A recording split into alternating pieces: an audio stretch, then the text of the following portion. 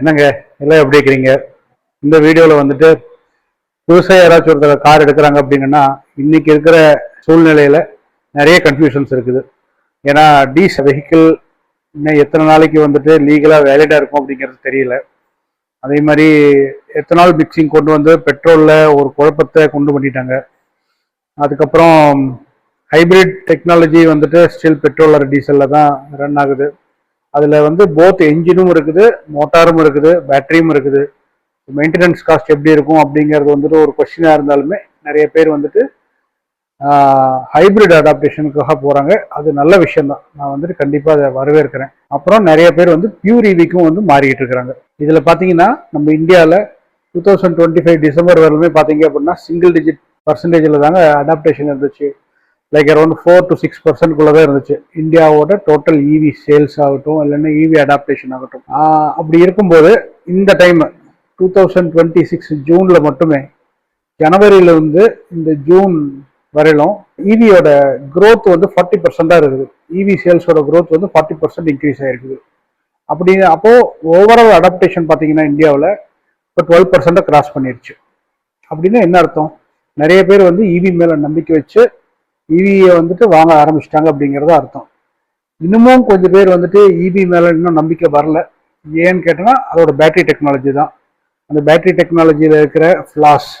செகண்ட்னா resale value பார்த்து பயப்படுறாங்க. நாளைக்கு ரீசேல் வேல்யூ கிடைக்காம போயிருமோ அப்படின்னு பயப்படுறாங்க. ஸோ இவி கார் எடுக்கிறதுக்கு முன்னாடி நம்ம என்னென்ன விஷயங்கள்லாம் தெரிஞ்சுக்க வேண்டியிருக்கு, அதில் என்னென்ன ப்ரோஸ் அண்ட் கான்ஸ் இருக்குது, அதை வந்து நம்ம எப்படி அணுகணும், இந்த மாதிரியான ஒரு சில டீட்டெயில்ஸ் தாங்க இந்த வீடியோவில் கொடுக்க போகிறேன். Let's get started. என் பேர் சிவா. வாங்க வீடியோக்குள்ளே போகலாம்.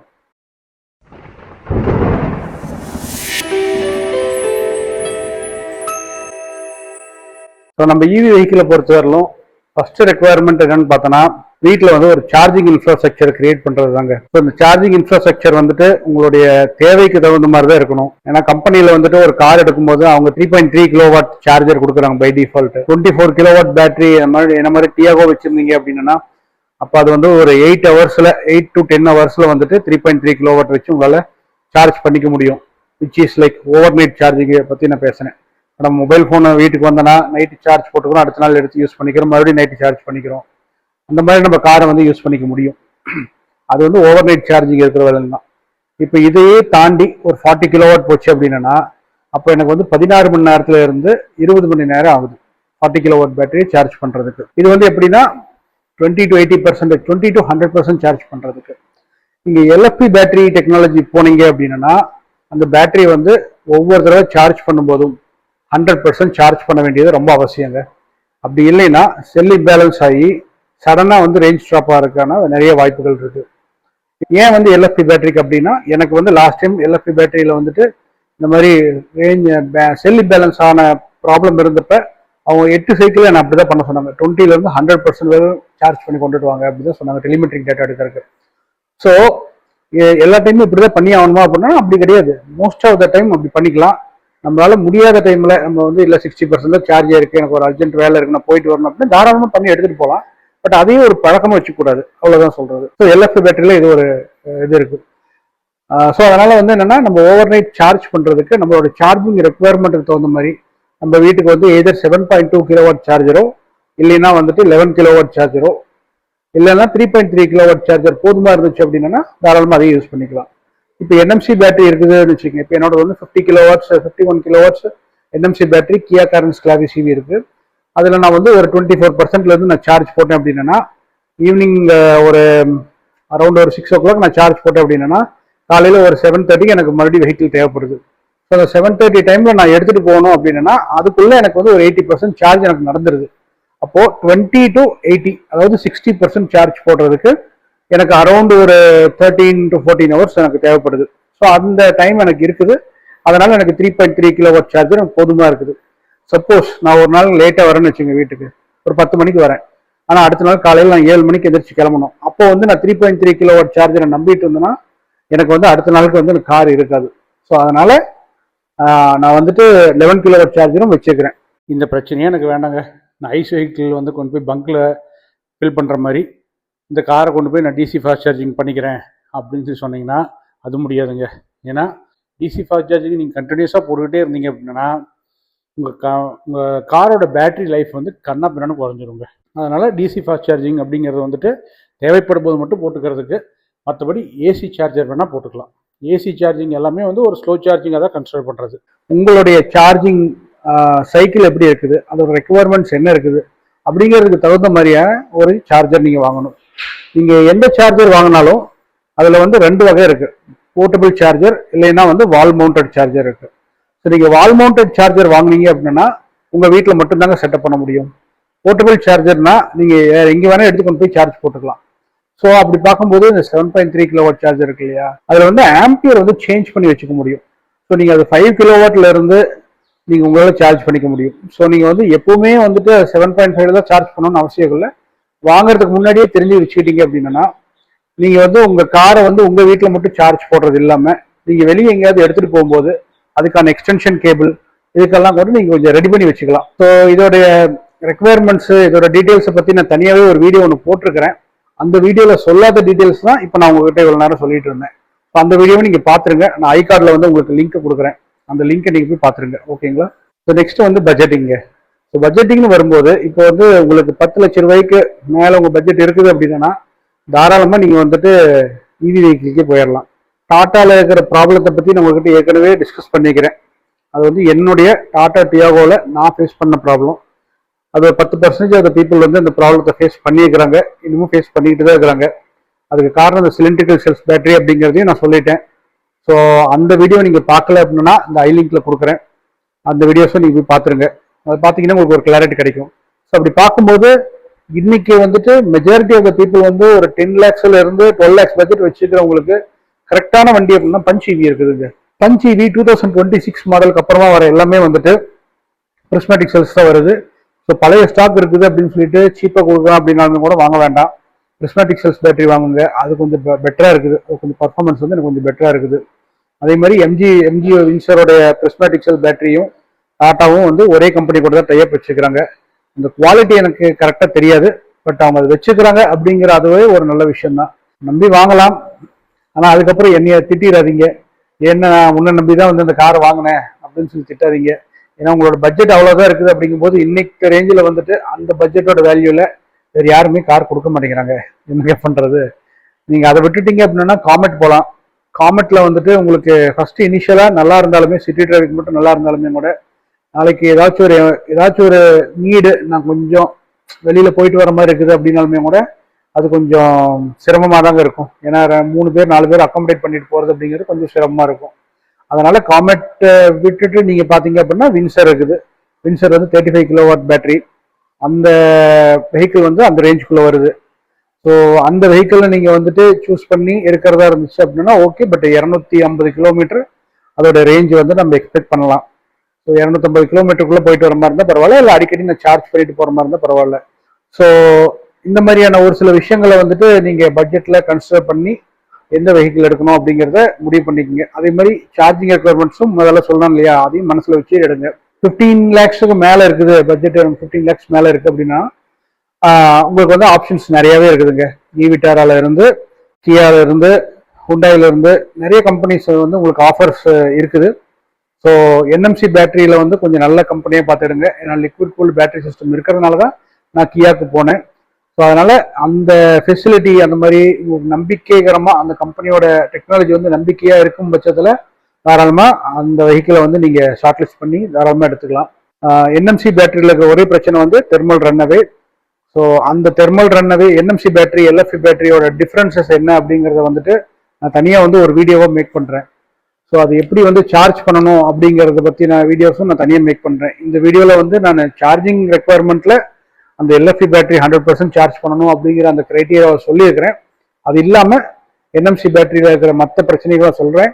பட் வந்து நீங்கள் கியா மாதிரியான கம்பெனியில் போகும்போது உங்களுக்கு வந்து என்எம்சி பேட்டரிக்கு வந்து அவங்க லிக்விட் கூல்டு பேட்டரி சிஸ்டம் கொடுக்கறதுனாலையும் பேட்டரி மட்டும் கூல் பண்ணுறதுக்கு ஒரு தனியாக கம்ப்ரஸர் வச்சு பண்ணுறதுனாலையுமே வந்துட்டு அதோடைய ரிலையபிலிட்டி வந்து கொஞ்சம் ஜாஸ்தியாகுது.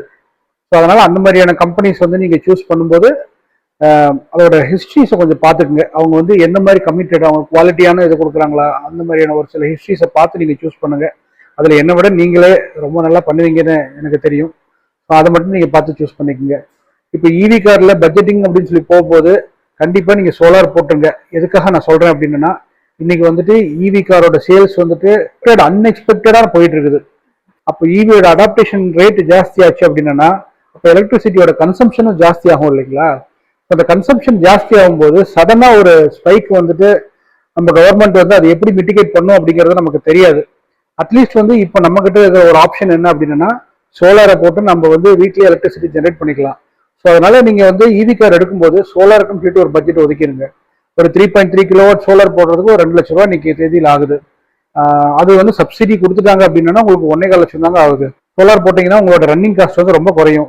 நாளைக்கு வந்து நீங்க வெஹிக்கிள் வந்து ரீசேல் பண்ணும்போது ஒரு 5 வருஷம் கழிச்சு நீங்க ரீசேல் பண்ணும்போது உங்களுடைய ஓட்டம் கண்டிப்பா நான் சொல்றேன், இவி கார் எடுத்துட்டீங்க அப்படின்னா உங்களுக்கு ஐஸ் வெஹிக்கிளை விட ஓட்டம் ஜாஸ்தி இருக்குங்க. அதை வந்து நான் கேரண்டியா சொல்ல முடியும். ஏன்னா நான் இருந்த கம்யூனிட்டியில நான் ஒரு போல் ஒன்று போட்டிருந்தேன். அந்த போல்ல வந்து 100% எல்லாருமே சொன்னாங்க இவி வாங்கினதுக்கு அப்புறம் என்னுடைய ரன்னிங் வந்து ஜாஸ்தி ஆயிருக்கு அப்படின்னு சொல்லி சொல்லியிருக்கிறாங்க. ஆனா அவங்களுடைய காஸ்ட் குறைஞ்சிருக்குது. இதுதான் அதோட பியூட்டி. ஸோ நீங்க வந்துட்டு நீங்க வெஹிக்கிளுக்காக நீங்க ஒரு இஎம்ஐ கட்டுறீங்க ஓகேங்களா, அதுக்கப்புறமா நீங்க மறுபடியும் ஃபியூவலுக்காக ஸ்பெண்ட் பண்ணோம் இல்லையா, அந்த ஸ்பெண்டிங் இல்லாம அதுவுமே வந்து நீங்க சோலார் இஎம்ஐல வாங்க முடியும். ஸோ நீங்க சோலார் இஎம்ஐல போட்டுட்டீங்க அப்படின்னா, இஎம்ஐ நான் மோஸ்ட்லி சஜஸ்ட் பண்ண மாட்டேன். பட் நிறைய மக்கள் வந்துட்டு இஎம்ஐ தான் ஆப்ஷன் தான் வேணும் அப்படின்னு இருக்கிறவங்க தாராளமாக இஎம்ஐல போகலாம். இல்லை என்கிட்ட பணம் இருக்கு, நான் வந்து சோலார் வந்து டைரக்டாவே போட்டுறேன் அப்படின்னா வெல் அண்ட் குட். நீங்க சோலார் போட்டீங்கன்னா உங்க காருக்கு மட்டும் இல்லைங்க, உங்க வீட்டில் இருக்கிற எல்லா அப்ளையன்சஸ்க்குமே ரொம்ப நல்லதுங்க. நீங்க ஒரு கேஸ்ல தட்டுப்பாடு வந்துருச்சு அப்படின்னா உடனே எலக்ட்ரிக் ஸ்டவ் வச்சு நீங்க குக் பண்ணிக்க முடியும். இதே வந்துட்டு எலக்ட்ரிசிட்டியில ஒரு தட்டுப்பாடு வந்துச்சுன்னு வச்சுங்களேன், பவர் கட் ஷட் நிறைய நடக்கும். பவர் கட் நிறைய நடந்துச்சு அப்படின்னா அப்ப என்ன ஆகுங்க, நம்ம வந்துட்டு எல்லா வீட்டில் இருக்கிற நிறைய எக்யூப்மெண்ட்ஸ் வந்து எலக்ட்ரிசிட்டி டிபெண்ட் பண்ணி தான் இருக்குது. இன்னைக்கு இந்த காரும் டிபெண்ட் ஆகி இருக்குது. அப்போ நான் நைட்டு வந்து ஒரு நைட் நான் சார்ஜ் பண்ணிட்டு அடுத்த நாள் எடுத்துட்டு போகணும் அப்படின்னா இப்போ நைட்டு வந்து எனக்கு எலக்ட்ரிசிட்டி சப்ளை வந்து எனக்கு வேணும் இல்லைங்களா. ப்ரொடியூஸ் பண்ற எலக்ட்ரிசிட்டி வந்து பகல்ல ப்ரொடியூஸ் பண்ற எலக்ட்ரிசிட்டி குறைஞ்சிருச்சு அப்படின்னாவே அந்த எனர்ஜியை வச்சு அவங்க நைட்ல வந்து நல்லாவே ப்ரொடியூஸ் பண்ணி கொடுக்கலாம். நைட்ல வந்துட்டு இண்டஸ்ட்ரீஸ் மாதிரியான கம்பெனிஸ் வந்து ரன் ஆகாது மோஸ்ட்லி. ஸோ அதனால நைட்ல வந்து டிஸ்ட்ரிபியூஷன் பண்ணி கொடுக்கறது அவங்களுக்கு ப்ராப்ளமா இருக்காது. பகல்ல தான் டிஸ்ட்ரிபியூஷன் ப்ராப்ளம் இருக்கும். அதனாலதான் சோலார் வந்துட்டு கவர்மெண்ட்டும் ரெக்கமெண்ட் பண்ணி சப்சிடிஸ் எல்லாம் கொடுத்து நமக்கு நிறைய ஆப்ஷன்ஸ் கொடுக்குறாங்க. ஸோ நாளைக்கு நீங்க நினைச்சு பாருங்க, இப்போ இந்த எலக்ட்ரிசிட்டியோட யூசேஜ் வந்து ஜாஸ்தியாகி நம்ம சோலாரும் போடாமல் இருந்தோம் அப்படின்னா கவர்மெண்ட் வந்துட்டு என்னங்க பண்ணும், டிமாண்ட் ஜாஸ்தி ஆகிட்டே போகும். எலக்ட்ரிசிட்டியோட டிமாண்ட் ஜாஸ்தி ஆகிட்டே போகும். அப்படி ஜாஸ்தி ஆகும்போது ஆட்டோமேட்டிக்கா வந்து எலக்ட்ரிசிட்டியோட ப்ரைஸ் வந்து இன்க்ரீஸ் ஆயிருங்க. நாளைக்கு ஒரு யூனிட்டுக்கு வந்து இவ்வளோ அப்படின்னு சொல்லிட்டு இன்னைக்கு இருக்கிறத விட ஒரு 10 மடங்கு ஜாஸ்தி ஆயிடுச்சு அப்படின்னா அப்போ வந்து நம்ம எல்லாத்துக்குமே வந்து ரொம்ப கஷ்டமா போயிடும். காற்றடிக்கும் போதே தூற்றிக்கொள் அப்படின்னு சொல்ற மாதிரி, தாக எடுக்கிறதுக்கு முன்னாடியே கிணறு வெட்டிக்கோ அப்படின்னு சொல்ற மாதிரி இப்பவே நீங்க வந்து சோலார் போட்டு வச்சுக்கோங்க. அது வந்து ஒரு 25 வருஷத்துக்கு வந்து உங்களுக்கு மெயின்டெனன்ஸ் ஃப்ரீயா. மேபி அந்த பேனலை மட்டும் கழுவிட வேண்டியிருக்கும். ஏன்னா அந்த காக்காலாம் வந்து உட்காந்துச்சுன்னா ஏதாச்சும் எச்சம் போட்டு வச்சிரும். ஸோ அந்த பேனல் மட்டும் நீங்க வந்து மாசத்துக்கு ஒரு தடவையோ வாரத்துக்கு ஒரு தடவையோ டிபெண்டிங் ஆன் யுவர் ஏரியா அந்த டஸ்டிங் தகுந்த மாதிரி அதை வந்து ஒரு தடவை கிளீன் பண்ண வேண்டியிருக்கும். தண்ணி ஊற்றியோ இல்லை டஸ்டிங் பண்ணியோ கிளீன் பண்ண வேண்டியிருக்கும். ஸோ அதை தவிர உங்களுக்கு பெருசாக அதில் மெயின்டெனன்ஸ் அப்படிங்கிறது ஒன்றுமே இருக்காதுங்க. அதனால அதனால 5 கிலோவாட் சோலார் போட முடிஞ்சாலும் 5 கிலோவாட் போட்டு வச்சுக்கோங்க, தப்பு இல்லை. அப்போ வந்து எனக்கு சோலார் போடுறதுக்கு எனக்கு பட்ஜெட் கொஞ்சம் இடிக்குது அப்படிங்கிற மாதிரி இருக்கிறவங்களுக்கு ஒரு டிப்ஸ் சொல்றோம்னா, நீங்க வந்து ஷோரூம்ல இன்சூரன்ஸ் எடுக்காதீங்க, தனியா இன்சூரன்ஸ் எடுத்துக்கோங்க. அதுல வந்து உங்களுக்கு ஒரு 50% இன்சூரன்ஸ்ல காஸ்ட்ல இருந்து ஒரு 50% உங்களுக்கு சேவ் ஆகும். அதே மாதிரி அக்சசரிஸ் போடுறீங்க அப்படின்னா அக்சசரி சர்வீஸ் குறைச்சிக்க முடியுமான்னு பாருங்க. இதெல்லாம் நான் எப்போ சொல்றேன்னா எனக்கு பட்ஜெட் உண்மையிலேயே ரொம்ப கன்ஸ்டன்டா இருக்குது, எனக்கு பட்ஜெட் இடிக்குது அப்படிங்கிற டைம்ல தான் வந்து இதெல்லாம் கொஞ்சம் அட்ஜஸ்ட் பண்ணி நீங்க சோலார் போட்டிருக்குன்னு சொல்ல வரேன். அடுத்தது வந்து டயர் ப்ரொஃபைலுங்க. இப்பெல்லாம் ஒரு சில கார்ல வந்து ஸ்டெப்னியே கொடுக்கறது இல்லை. ஸோ இன்னைக்கு எல்லாத்துக்கும் டியூப்லெஸ் டயர் தான் இருக்குது. ஸோ அங்கே ஸ்டெப்னி தேவைப்படாது அப்படின்னு தான் நானும் நினைச்சிருந்தேன். பட் என்ன ஆயிடுச்சுன்னா எனக்கு வந்து சைட் கட் ஆயிடுச்சு. அதாவது ஒரு ரோடு வந்துட்டு கட் ஆகிருக்கிற இடத்துல வண்டியை இறக்கி ஏற்றும் போது சைடில் வந்து எனக்கு டேமேஜ் ஆயிடுச்சு. ஸோ அதனால எனக்கு வந்து லீக் ஆக ஆரம்பிச்சிருச்சு. ஒரு பெரிய கல் ஒன்று பட்டுச்சு, சைடில் கல் பட்டு கல்லடி பட்டுச்சுன்னு சொல்லுவாங்க அந்த டயரில். அப்படி பட்டுச்சு அப்படின்னா அப்போ சைடில் டயர் கிழிஞ்சிச்சுன்னா நம்ம டயர் மாற்றி தான் ஆகணும். ஸோ அந்த மாதிரி டைமில் வந்து என்னென்னா சம்டைம்ஸ் வந்துட்டு ஸ்டெப்னி இருந்துச்சு அப்படின்னா ஒரு ஆஃப் ரோடிங் பண்ணும்போது உங்களுக்கு ஹெல்ப்ஃபுல்லாக இருக்கும். ஸோ சிட்டி டிரைவ் அப்படிங்கும்போது உங்களுக்கு ஒன்றும் பிரச்சனை இல்லை, ஃபோன் பண்ணனா அவங்களே வந்து டயரை மாற்றிட்டு போயிடுறாங்க. ஸோ அது ப்ராப்ளம் இருக்காது. ஸோ சிட்டியை விட்டு நீங்கள் வெளியில் போகிறீங்க, ஒரு லாங் டிரைவ் போகிறீங்க அப்படின்னா ஹைவேஸில் போகிறதாலும் உங்களுக்கு ப்ராப்ளம் இருக்காது. அதுலேயுமே கூட சம்டைம்ஸ் கல்லடி போடுறதுக்கு வாய்ப்பு இருக்குது. பட் அதர் தான் தட் பெருசாக ப்ராப்ளம் இருக்காது. என்னன்னா ஒரு 2% 3% வந்துட்டு அந்த சைட் கட் ஆகிறதோ இல்லை கல்லடிப்பட்டு அந்த இது ஆகிறது மட்டும்தான் ப்ராப்ளமாக இருக்குது. ஸோ அதை மட்டும் நீங்கள் கொஞ்சம் பார்த்துக்கோங்க.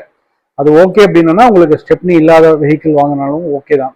எம்ஜிலலாம் வந்து ஸ்டெப்னி எக்ஸ்ட்ராவாக வச்சுக்கிற ஆப்ஷன் கொடுக்குறாங்க. இப்போ கியாலெலாம் பார்த்தீங்கன்னா ஸ்டெப்னி இருக்குது, ஆனால் அது நீங்கள் போட்டு ஓட்டிங்கன்னா ஒரு ஸ்கூட்டி மாதிரி தான் இருக்கும். பட் எனிவே அது ஒரு எமர்ஜென்சி பர்பஸ்க்காக சடனாக ஒரு டயர் வந்துட்டு கம்ப்ளீட்டாகவே இன்ஃப்ளேட் ஆகலை, எனக்கு வந்து இன்னொரு டயர் தான் போட்டு ஓட்டணும் அப்படிங்கிற நிலைமை வரும்போது தான் நம்ம ஸ்டெப்னி யூஸ் பண்ணுறோம். ஸோ 2% 3% அதுவே போதுமானதாக இருக்குது. ஸோ அது ஒரு பிரச்சனையாக இருந்தாலுமே கூட அதை வந்துட்டு இன்னைக்கு நம்ம அக்செப்ட் பண்ணிக்கிற நிலைமையில தான் இருக்கிறோம். இன்னொன்று விஷயம் என்ன அப்படின்னா, இப்போ இவி காரில் வந்து டயர் தேய்மானம் சீக்கிரமாக நடக்குது அப்படின்னு சொல்கிறாங்க. அது வந்து நம்ம ஓட்டுறதை பொறுத்து தாங்க இருக்குது. ட்ராக்ஷன் கண்ட்ரோல் இல்லை அப்படின்னா, அந்த வெஹிக்கிள் வந்து ட்ராக்ஷன் கண்ட்ரோல் இல்லாமல் வீல் வந்து நின்று இடத்துலேயே ஸ்பின் ஆகுது அப்படின்னா, அப்போ அது வந்து டயர் வந்து நிறையவே போன் அவுட் ஆகிறதுக்கான சான்சஸ் நிறைய இருக்குது. இப்போ வந்துட்டு டயர் ப்ரொஃபைல் இருக்குது இல்லையா, அதுவே பார்த்தீங்கன்னா 19 இன்ச் அலாய் வீலு, ஓகேங்களா, 17 inch alloy wheel, 19 inch alloy வீல்லாம் போகுது. அந்த ப்ரொஃபைல் பார்த்தீங்க அப்படின்னா அந்த ப்ரொஃபைலோட டயர் காஸ்ட் வந்து ஜாஸ்தியாக இருக்கும். ஸோ ரன்னிங் காஸ்ட்டில் பார்த்தீங்க அப்படின்னா உங்களுக்கு ஐஸ் வெஹிக்கிளை விட இவி வெஹிக்கிளில் வந்து உங்களுக்கு டயரில் உங்களுக்கு வந்துட்டு கொஞ்சம் காஸ்ட் ஜாஸ்தி வர மாதிரி தான் இருக்கும். மெயின்டெனன்ஸை பொறுத்தவரையிலும் எனக்கு இதுவரையிலும் பெருசாக மெயின்டெனன்ஸ் வந்ததில்லை. டியாகோ இவியில் வந்து எனக்கு 60,000 கிலோமீட்டர் சர்வீஸ் கொண்டு போய் விட்டு வந்திருந்தேன்.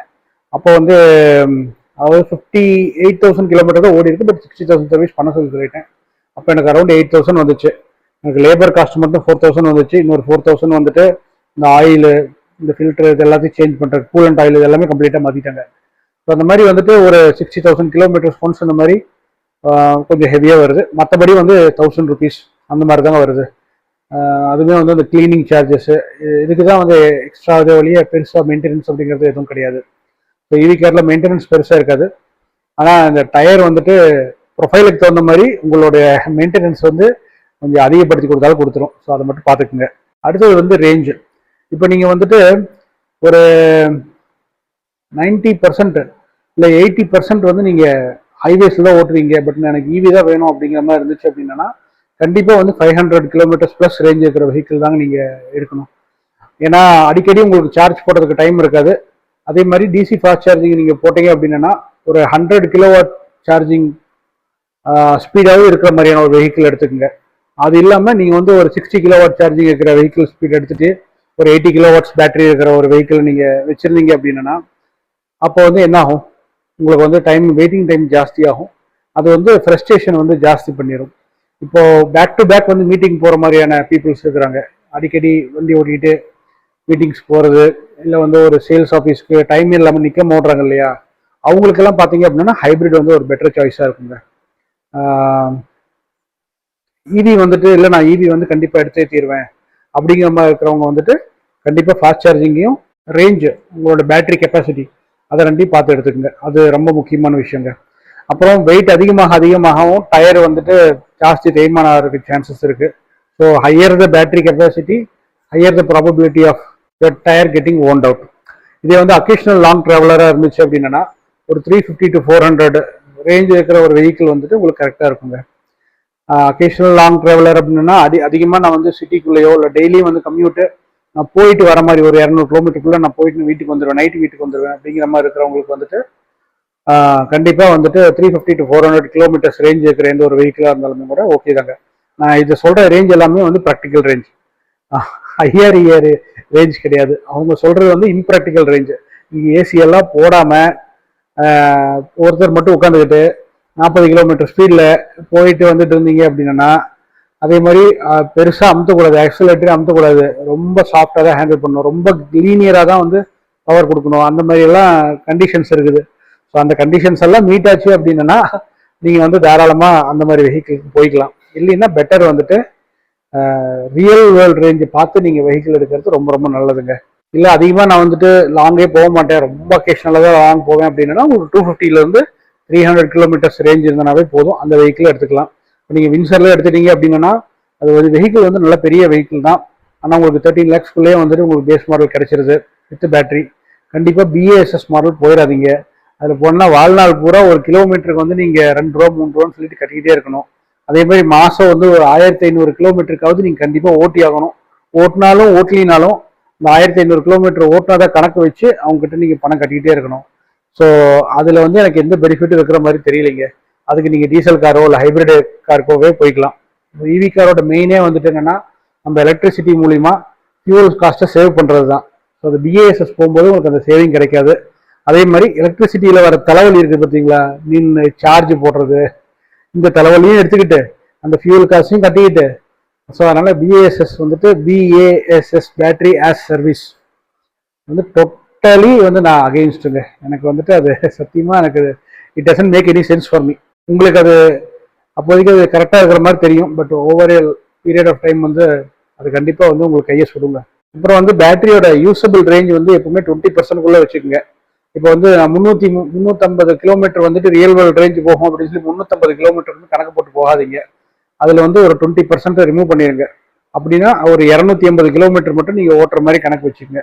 ஸோ 280 கிலோமீட்டருக்கு அப்புறமா பார்த்தீங்கன்னா உங்களுக்கு 20% பேட்டரி வந்து லெஃப்ட் ஓவராக இருக்கும். ஸோ 20% பேட்டரி இருக்கும்போது நீங்கள் வந்து சார்ஜ் போட்டுக்கோங்க. டிசி ஃபாஸ்ட் சார்ஜிங் நீங்கள் பண்ணும்போது 20 to 80% போட்டால் போதும். ஏன்னா 80%க்கு மேலே வந்துட்டு it is going to take a longer period of time. 20 to 80 வந்து ஃபாஸ்ட் சார்ஜிங் நடக்கும். அதுக்கப்புறமா வந்துட்டு சொட்டாக தான் உங்களுக்கு 80 90 வரலுமே கூட கொஞ்சம் ஓரளவுக்கு ஃபாஸ்ட்டாக நடக்கும். 90 அண்ட் அபவ் பார்த்தீங்க அப்படின்னா உங்களுக்கு வந்து ரொம்ப ரொம்ப குறைஞ்சிருங்க. எனக்கு கியா காரன்ஸில் வந்து ஆல்மோஸ்ட் எனக்கு ஒன் கிலோவாட்லாம் சார்ஜ் ஆச்சுங்க. 90%க்கு அப்புறமா நான் வந்துட்டு 100 கிலோவாட் சார்ஜிங் கெப்பாசிட்டி என்னோடது இருக்குது. ஆனால் 1 கிலோவாட்ல சார்ஜ் ஆச்சு. யோசிச்சு பாருங்க அப்படின்னா எவ்வளோ கம்மியாகுதுன்னு சொல்லிட்டு. எனக்கு 20 to 80% வந்து சார்ஜ் ஆகி முடியறதுக்கு 35 மினிட்ஸ் ஆச்சு. ஆனால் 80%லேருந்து 100% சார்ஜ் ஆகிறதுக்கு எனக்கு 30 மினிட்ஸ் ஆச்சு. ஸோ அதனால அந்த 80 to 100 வந்து தவிர்த்துருங்க, முடிஞ்ச வரலும் தவிர்த்துருங்க. ஸோ என்னன்னா அடுத்தவங்களுக்கான ஒரு கர்ட்டசி தாங்க. ஒரு 80%க்குள்ள நம்ம சார்ஜ் பண்ணிட்டு எடுத்துட்டோம் அப்படின்னா ஸோ அடுத்தவங்க வந்து ஒரு 10%லயோ இல்லை ஒரு 15%லயோ வந்து நின்றுருப்பாங்க. அவங்களும் ஒரு 80% போட்டுக்கிறதுக்கான ஒரு ஆப்ஷன் இருக்கும். இல்லைன்னா நம்ம வந்து சார்ஜிங் வந்து நம்மளே நிறைய ஆப்ரூவ் பண்ற மாதிரி இருக்கும். அப்புறம் இன்னொரு விஷயம் என்னன்னா நிறைய பேர் வந்து டிசி ஃபாஸ்ட் சார்ஜிங் போடும்போது போட்டுட்டு அப்படியே விட்டுட்டு போயிடுறாங்க. ஈவன் 100% ஆனதுக்கு அப்புறமா கூட அவங்க கொஞ்சம் பொறுமையாக தான் வராங்க, பொறுமையாக வந்து தான் எடுத்துட்டு போறாங்க. ஸோ அந்த மாதிரி டைம்ல என்ன ஆகும்னா கன் வந்து லாக் ஆயிருக்கும்னு நினைக்காதீங்க. டிசி ஃபாஸ்ட் சார்ஜிங்ல கன் வந்து லாக் ஆகாது. நீங்க கன் எடுத்துக்கலாம். கன் எடுத்துட்டு நீங்க வந்து உங்களோட இது போட்டுக்கலாம். ஏன்னா அவங்களுக்கு வந்து ரிப்போர்ட் போயிடும். ஆல்ரெடி சார்ஜிங் முடிஞ்சிருச்சு, உங்களுக்கு எல்லாம் கம்ப்ளீட் ஆயிடுச்சுன்னா உங்களுக்கு ரிப்போர்ட் போயிடும். எக்ஸப்ட் தட் உங்களுக்கு அந்த இடத்துல வந்து வண்டி நிறுத்துறதுக்கு உங்களுக்கு வழி இருக்குது அப்படின்னா நீங்க வண்டி நிறுத்தி உங்களுடைய வெஹிக்கிளுக்கு வந்து நீங்க சார்ஜ் போட்டுக்கோங்க. கன்னை எடுத்துட்டு நீங்க சார்ஜ் போட்டுக்கோங்க. அவங்களோட கன்னை எடுத்து நீங்க சார்ஜ் போட்டுக்கலாம். இது வந்து ஒரு பப்ளிக் அவேர்னஸ் தாங்க வரணும். இதுக்கு மேல நான் எதுவும் சொல்றதுக்கு இல்லைங்க. தேவையில்லாத இடத்துல வந்து நம்ம சார்ஜ் போடுறது இதெல்லாம் அவாய்ட் பண்ணிட்டோம் அப்படின்னாவே நம்ம வந்துட்டு ஒரு பப்ளிக் வந்து ஒரு ரெஸ்பான்சிபிள் சிட்டிசனா நம்மளால இருக்க முடியும் அப்படிங்கிறது என்னுடைய ஒரு அபிப்பிராயம். அடுத்தபடியா வந்துட்டு ரீஜன் மூலியமா எனர்ஜி சேவ் பண்றது தாங்க. இப்போ வந்து நீங்க ஒரு காட்ஸுக்கு போறீங்க, ஒரு ஹில் டிரைவ் போயிட்டு வரீங்க அப்படின்னா ஒரு ஐஸ் வெஹிக்கிள் வச்சிருந்தோம்னா அதுல வந்துட்டு ஏறும்போதும் வெஹிக்கிள் இருக்கிற ஃபியூவல் வந்து காலியாகும், இறங்கும் போதும் வந்து ஃபியூவல் கன்சம்ஷன் இருக்கும். ஆனா காரை பொறுத்தவரை இவி காரை பொறுத்த வரலும் ஏறும்போது கண்டிப்பா கன்சப்ஷன் ஜாஸ்தியா தான் இருக்கும். இன்ஃபேக்ட் 3 கிலோமீட்டர்ஸ் பர் கிலோவாட் அவர் அந்த மாதிரி தான் உங்களுக்கு கிடைக்கும், இல்லைன்னா 2 கூட கிடைக்கும். ஆனா அதே மாதிரி அந்த வழியை நீங்க ரிட்டர்ன் வரும்போது அட்லீஸ்ட் ஹாஃப் ஆஃப் இது உங்களுக்கு வந்து சார்ஜ் ஆயிருங்க. அதாவது இப்போ ஒரு 30 கிலோமீட்டர்ஸ் வந்து நீங்க டிரைவ் போறீங்கன்னு வச்சுக்கோங்க. ஹில்ஸ் வந்து 30 கிலோமீட்டர்ஸ் இருக்கு அப்படின்னா நீங்க மேல இருந்து போகும்போது அந்த 30 கிலோமீட்டர்ஸ்க்கு உங்களுக்கு 3 கிலோமீட்டர்ஸ் பர் கிலோவாட் தான் கிடைக்கும். ஆனா நீங்க ரிட்டர்ன் வரும்போது அந்த 35 கிலோமீட்டர்ஸ்ல உங்களுக்கு அட்லீஸ்ட் வந்துட்டு ஒரு 10% to 12% உங்களுக்கு பேட்டரி வந்து ரீசார்ஜ் ஆகிக்கும். ரீசார்ஜ் ஆச்சுன்னா என்ன அர்த்தம்னா அந்த 35 கிலோமீட்டர்ஸ் நீங்க வந்து ஃப்ரீயா இறங்கி வந்துடலாம். அதாவது உங்களுக்கு எந்த ஃபியூல் காஸ்ட்டும் இருக்காது, எலக்ட்ரிசிட்டி காஸ்ட்டும் பேட்டரி காஸ்ட்டும் இருக்காது. அது போக அந்த 12% கெயின் ஆச்சு இல்லையா, அந்த 12% வச்சு நீங்க வந்து பிளெயின்ஸ்ல வந்து அனதர் உங்களுடைய பர்சன்டேஜ் எவ்வளவு கிலோமீட்டர் போகுமோ அந்த கால்குலேஷன் வச்சு நீங்க வண்டி வந்து எக்ஸ்ட்ரா ரன் பண்ணிக்க முடியும். ஸோ நீங்க ஓவராலா நீங்க கால்குலேட் பண்ணி பாத்தீங்க அப்படின்னா உங்களுக்கு ஹில் டிரைவ் வந்து பிளெயின் டிரைவ் மாதிரி தாங்க இருக்கும். பெருசா உங்களுக்கு அதுல உங்களால அதுல வந்துட்டு எக்கனாமி அப்படிங்கிறது வந்து ரொம்ப நல்லாவே இருக்கும்.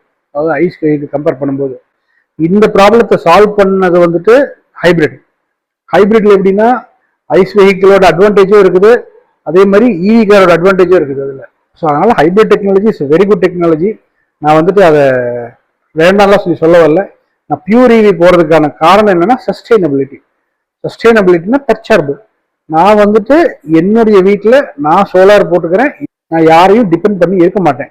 நாளைக்கு வந்துட்டு எனக்கு E20 இருந்து எனக்கு E85 போச்சு அப்படின்னா எனக்கு கவலை இல்லை.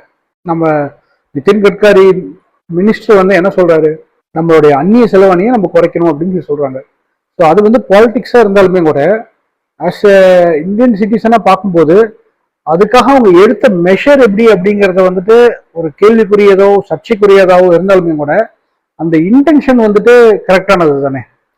அந்த இன்டென்ஷனே வந்துட்டு பொய் அப்படின்னு சொல்லிட்டு நிறைய பேர் சொல்றாங்க. அது அது பொய்யாறதுக்கு வாய்ப்பு இல்லை. அந்த இன்டென்ஷனை வந்துட்டு ப்ரையாரிட்டைஸ் பண்ணாம இருந்திருக்கலாமே ஒழிய அது வந்து பொய்யா போறதுக்கு என்ன வாய்ப்பு இருக்கு சொல்லுங்க. மேபி வந்துட்டு 2 இன்டென்ஷன் வந்திருக்கலாம். அதுல வந்துட்டு நம்ம இந்தியா வந்துட்டு மற்ற கண்ட்ரி டிபெண்ட் பண்ணக்கூடாது அப்படிங்கிறதுக்கான அந்த இன்டென்ஷனும் இருக்குது. பட் அது வந்து செகண்ட் ப்ரையாரிட்டி கூட வந்திருக்கலாம். ஓகேவா. ஆனா கவர்மெண்ட் சொல்றது வந்து அதுதான் ஃபர்ஸ்ட் ப்ரையாரிட்டின்னு சொல்றாங்க. ஓகேவா. மேபி அது செகண்ட் ப்ரையாரிட்டி கூட வந்திருக்கலாம். ஆனா அது பொய் இல்லையே, அது உண்மைதானே. ஸோ அதனால தற்சார்பு அப்படின்னு சொல்லி வரும்போது இவி வந்து உண்மையிலேயே மிகப்பெரிய ஒரு பூன் நம்மளுக்கு இப்ப கிடைச்சிருக்கிற பூன். அப்போ லித்தியம் அயன்லாம் வந்து நம்ம இந்தியாவில இருந்து ப்ரொடியூஸ் பண்ணிக்கிறோமா, அதெல்லாம் வந்து நமக்கு தற்சார்புல வராதா அப்படின்னு கேட்டோம்னா நம்ம முடிஞ்ச வரையில குறைக்க தாங்க பாக்குறோம். நம்ம 100% வந்துட்டு நானே எல்லாத்தையும் இங்கேயே ஓனா மேனுஃபேக்சர் பண்ணி இங்கேயே அசம்பிள் பண்ணி இங்கேயே நான் எல்லாத்தையும் பண்ணிக்குவேன் அப்படின்னு சொன்னோம்னா அப்போ குளோபலைசேஷன் அப்படிங்கிற ஒரு கான்செப்டே இருக்காது. அதனால நம்ம வந்து ஹிமாலயாஸ்ல லித்தியம் வந்து கண்டுபிடிச்சிருக்கிறதா ஒரு சோர்ஸ் சொல்லுது. ஸோ அந்த நியூஸை வந்து நான் பெருசாக ஃபாலோ பண்ணலை. பட் அந்த ஒரு ஃபேக்ட் உண்மையா இருந்து நம்மளாலேயும் லித்தியம் ப்ரொடியூஸ் பண்ண முடிஞ்சிச்சு அப்படின்னா லித்தியம் அயன் பேட்டரி வந்து நல்ல விஷயம் தாங்க. இன்னைக்கு வாங்குற இவி வெஹிக்கிள் வந்து நாளைக்கு நல்ல ரேட்டுக்கு போகும் அப்படின்னு தயவு செஞ்சு எதிர்பார்த்து வாங்கிடாதீங்க. ஏன்னா நாளைக்கு வந்து சாலிட் ஷெட் பேட்டரி வரலாம், இல்லைன்னா பேட்டரியில வந்து ஒரு ரெவல்யூஷன் டெக்னாலஜி வரலாம். ஜஸ்ட் 10 மினிட்ஸ்ல நான் வந்து சார்ஜ் பண்ணேன்னா எனக்கு 0 to 80% எனக்கு வந்து சார்ஜ் ஆயிரும் அப்படிங்கிற ஒரு டெக்னாலஜி வரலாம். அப்படி வந்துச்சுன்னா ஆப்வியஸ்லி மக்களுக்கு அந்த டெக்னாலஜி தான் எனக்கு வேணும். நான் வந்துட்டு இப்போ வந்து போய் நின்று 30 மினிட்ஸ் சார்ஜ் பண்றேன் அப்படிங்கிறது இன்னைக்கு எனக்கு ஈஸியா இருக்கலாம். அது 1 மணி நேரத்தை கம்பேர் பண்ணும்போது 30 மினிட்ஸ் கம்மியா இருக்கலாம். ஆனா 30 மினிட்ஸ் கம்பேர் பண்ணும்போது 10 மினிட்ஸ் கம்மி தானுங்க. ஸோ அதனால மக்கள் வந்துட்டு டெக்னாலஜி இம்ப்ரூவ் ஆக அவங்க புது டெக்னாலஜிக்கு தான் போகணும்னு விரும்புவாங்களே ஒழிய அந்த பழைய டெக்னாலஜியை வந்துட்டு மோஸ்ட்லி வந்து அவாய்ட் பண்ண ட்ரை பண்ணுவாங்க. ஸோ அதனால இன்னைக்கு இருக்கிற இந்த புது டெக்னாலஜி நம்ம சொல்றது ஆக்சுவலி இது புது டெக்னாலஜி கிடையாது. இன்ஃபேக்ட் இந்த லித்தியம் அயன் பேட்டரி வந்து காருக்கான பேட்டரியே கிடையாது. அதை வந்து நான் இன்னொரு வீடியோல சொல்றேன் ஏன் வந்து அது காருக்கான பேட்டரி இல்லை அப்படின்னு சொல்லிட்டு. அது ரொம்ப டெக்னிக்கலா இருக்கும். அதை நான் இப்போவே உங்ககிட்ட சொல்லிடுறேன். இந்த வீடியோ வந்து பார்த்துட்டு இருக்கிற எத்தனையோ பேர் வந்துட்டு ஆல்ரெடி இவி கார் வச்சிருப்பீங்க, அதே மாதிரி வாங்கலான்னு பார்த்துட்டு இருந்திருப்பீங்க. ஸோ உங்க எல்லாத்துக்கும் கொஞ்சம் யூஸ்ஃபுல்லா ஏதாச்சும் நான் சொல்லியிருப்பேன்னு நான் நினைக்கிறேன். இவி கார் வச்சிருந்தவங்க பட்டு தெரிஞ்சிருந்திருப்பாங்க, இல்லைன்னா வந்து முதல்ல தெரிஞ்சு வாங்கி இருந்திருப்பாங்க. ஸோ வாங்க போறவங்க படாம தெரிஞ்சுக்கணும் அப்படின்னா இந்த வீடியோவை படார்னு பார்த்துருங்க. ஓகேங்களா. ஸோ நெக்ஸ்ட் வீடியோவில் உங்கள்கிட்ட வேற ஏதாவது ஒரு இன்ட்ரெஸ்டிங்கான கண்டென்ட்டை நான் கொண்டு வரேன். அதுவரை உங்களிடமிருந்து விடைபெறுவது உங்கள் Siva. See you, bye bye in the next video. Bye.